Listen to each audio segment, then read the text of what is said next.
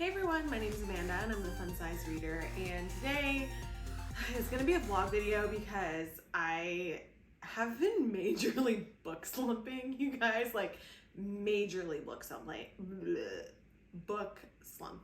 And I don't know why, because I feel like, so I was in a fantasy mood all year so far. It's May and I've just been like reading fantasy incessantly. I don't know why. I did not read a lot of fantasy last year. And I can't pinpoint a reason because I'm a fantasy reader. Like, that's the majority of my shelves are fantasy. A lot of them are YA fantasy. That's what I've been reading for the longest. I've dipped my toes in the past couple years into adult fantasy. Love it. But last year I didn't read a ton. And so this year I've just been in like that mood. And I feel like I've read a ton of it.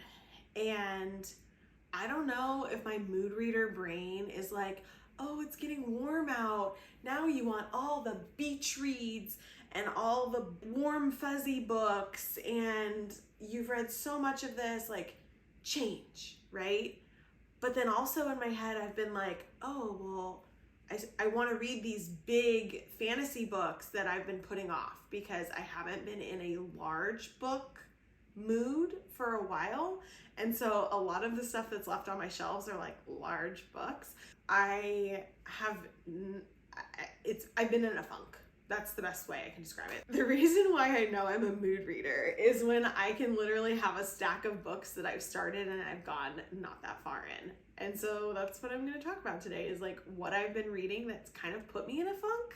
And I do want to read it. But I don't know, maybe you guys have opinions on them. So let me know. I want to say that I started this one first in my stack of books, but I really didn't start this one first in my stack of books. The first one that I wanted to talk about was Sarah Dessen's Along for the Ride. So I got this because the movie was coming out. Netflix made a movie. I love Sarah Dessen. I loved her growing up. Funnily enough, I hadn't read this one. So I ordered it because I was like, oh, I want to read it before I watch the movie. And I still haven't watched the movie because I haven't finished the book. I'm only 122 pages in. I put it down for a little while because I don't know, I just felt like it didn't give me that oomph of wanting to keep going. Like, what? There's been a lot of buildup in this 122 pages, and for a YA contemporary romance, I feel like that's a lot. There's been like a lot of story setup and character setup and not really moving forward with plot. I'm like, meh, I could read something else.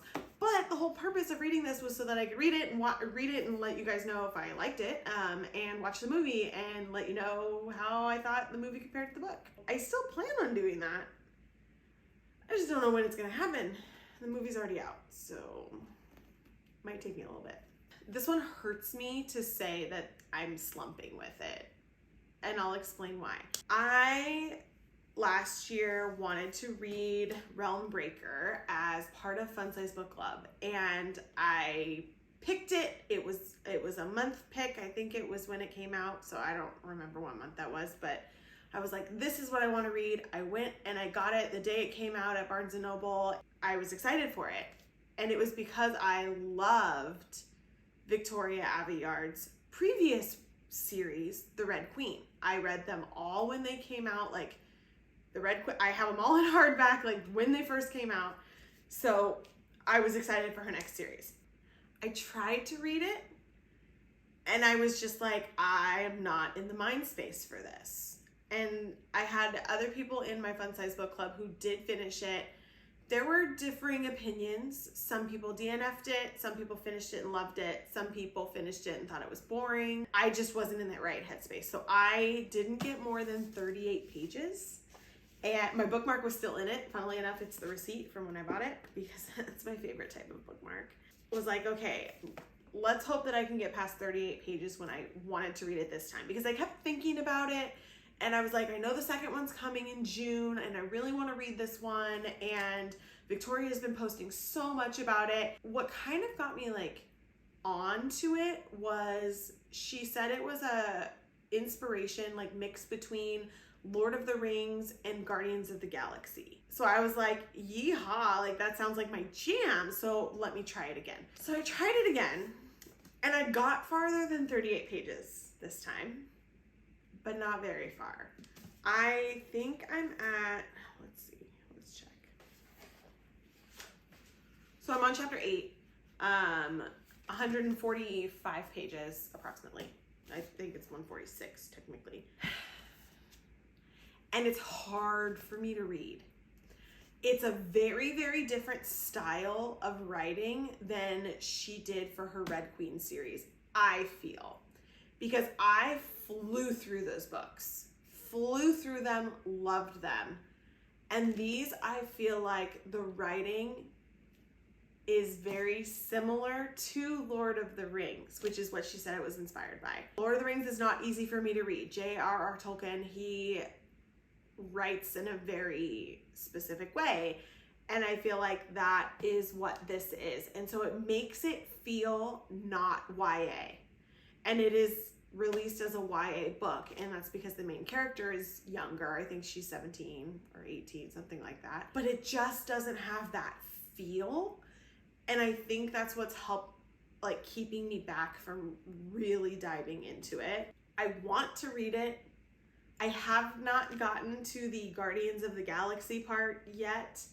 I've gotten more along the lines of the Lord of the Rings, like we're going on a quest and it's, 150 pages in. It does have that buildup of this is going to be a long, in-depth story like Lord of the Rings was. I really, really want it to pick up, but I'm struggling.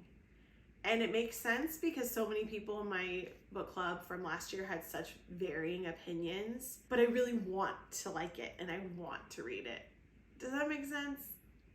So I'm not counting it out yet. It's just, it might take me a long time. Hopefully I get to a point where I just like fly through it and it's great, but it's taking me a long time. I also started the book club book for this month, which I picked. Yay me. Forgery of Roses. I did not get very far. I started it when I was very, very tired one night and I only am on chapter 3 and the chapters are fairly short. So I need to get farther. I'm not sure if the writing style on this one is really clicking with me either. So I might fail on this book club this month, guys. Fun fact, May is usually not a very great reading month for me in like history of past years. I don't know what it is about May. I don't know if it's the weather change that affects my mood. I don't know if like my life tends to get busy. Something happens and May just is not a good month. June tends to be fine, but I think like I'm in the transition period of what I read. So I did not get very far with this one and I'm hoping I finish it this month, but y'all don't hate me if I don't finish my own book club book, okay? I also have 2 other ones that I've started within the past few months and haven't made progress on. So the Atlas 6, I kept seeing this one everywhere, all over Instagram. The day it came out, it was like a big boom. Everybody bought it, everyone was reading it. And I started it and I like it, but there's a lot of thinking involved in this book and I could not read it when I was tired. And then my days got really busy and so I couldn't read it. And so I'm still not very far, but I'm intrigued. I want to read it. I want to know what happens, but it's a thinker. Like it's a connecting, it's real life / magic. It's like a reality world where there is magic. And it's one of those books that for some reason when I read, I see the page versus seeing the movie in my head. And so those tend to take me a while. I feel like the Victoria Aveyard one is kind of like that also, where I see the page and the picture is not as vivid. And that takes me some time. The other one is the Roughest Draft. And this is sad because I love these authors and this makes me very, very sad that I have not been able to really dive into this one. Again, I'm only like 50 pages. But I get cheating vibes with it. And I'm not a reader of cheating tropes. Like I don't like cheating in romances. And I get that vibe. It Hasn't been confirmed. I don't know. I haven't really seen tons of finished reviews for this, but oh, it makes me sad. It makes me very sad. But I am looking forward to their YA book, which does look really good. And I do have. And then I started things on my Kindle, and it's been a cluster, you guys. It's been a cluster. So I don't know. Is it just me? Has anybody else been having this happen this month? Because it's been rough. I need like slump breaking books. And I did read one in the middle of my slump, but then it put me back into a slump. So I think I've successfully read 2 books in May. And it's May 17th. I am really ahead of my Goodreads prediction schedule thing. So like I wanted to read a book a week, and I'm 14 books ahead of schedule, I think. So I know I'm gonna hit my goal, hopefully. Hopefully I don't keep slumping. It just felt weird because I was so on it, and I was so like quick, and now I'm just like done. If you have suggestions for me, let me know in the comments. I need something to really break the slump. I did start the City of Gods and Monsters last night. I was intrigued so far, and I've seen decent reviews about it. It kind of very much reminds me of Crescent City though, and I just don't know if I'm gonna love it because it's so similar to Crescent City. I don't know. I may not be able to do something that similar to a literal masterpiece. We'll see. I hope that you're doing way more reading than I am right now. And if you want to chat or you have book suggestions, leave me a comment down below. And don't forget, you can also find me on Instagram, Facebook, and TikTok. Even though I'm not creative enough for lots of TikToks, I need to post a TikTok. I do need to do that. At the Fun Size Reader. See you guys next time.